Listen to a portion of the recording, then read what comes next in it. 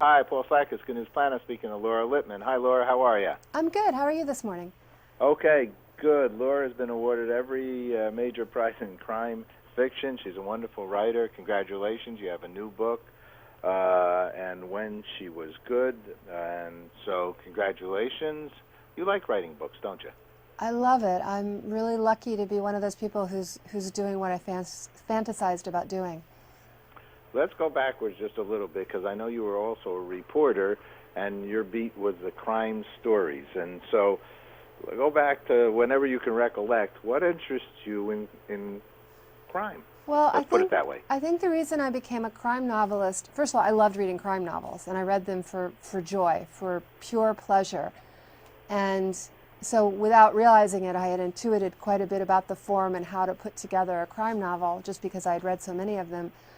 But the other thing about writing about crime that makes it interesting is crime, particularly homicide, but crime in general, tends to be something that sort of rips the facade off a culture, and suddenly we're examining certain conflicts and secrets and connections that are sometimes kept out of sight. A murder disrupts a community, and if one wants to put the community back together, part of that is looking at the things that made the murder possible in the first place. Aha. Do you see, I mean, unfortunately there are lots of different kinds of crime, and we like to try to talk about the positive kinds of things. Do you see, waves of crime occur? Or, I mean, one happens and another one happens, and does one have to do with another one, do you think? Well, one of the things that struck me, I'm a longtime resident of Baltimore. It's my hometown. I grew up there.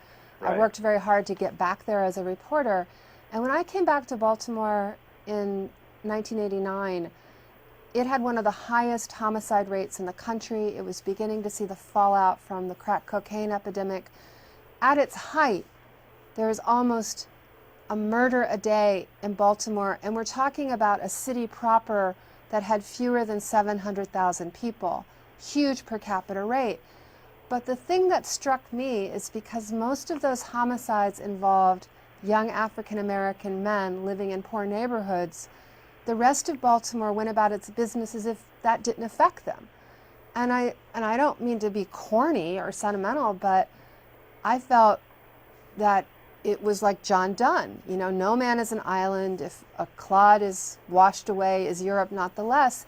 And that if you live in a city where there are neighborhoods in which this almost epidemic of violence is underway, you can't pretend it doesn't affect you. You're part of it, and to turn a blind eye to it is really unconscionable.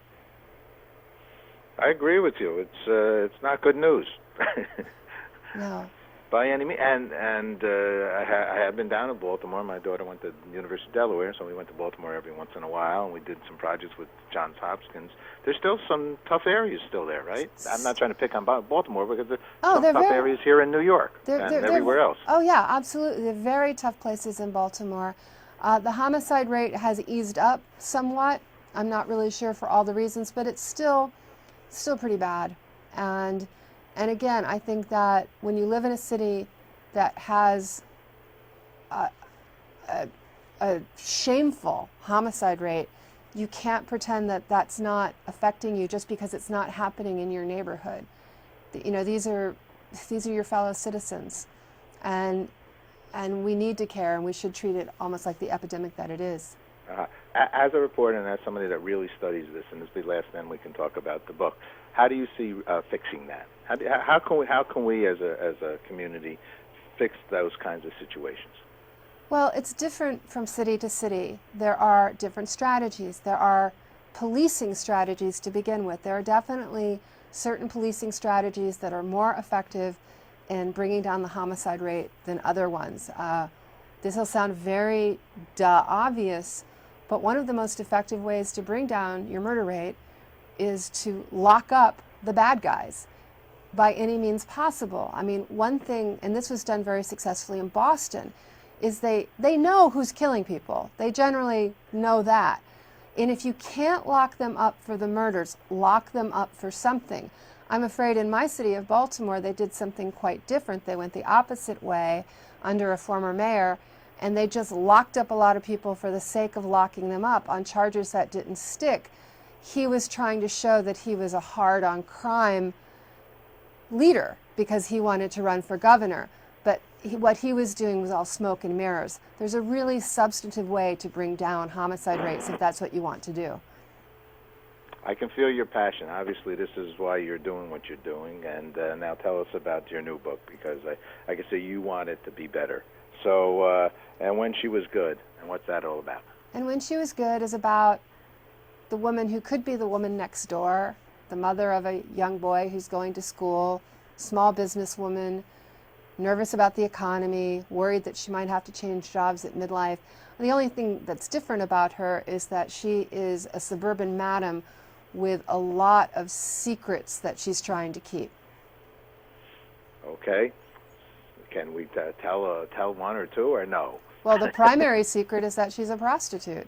And the one thing she can't allow happen, the thing that she will do anything to prevent, is keeping her son from knowing about her secret life, which means keeping everyone from knowing about her secret life, which has left her in a situation in which she is terribly isolated from other people.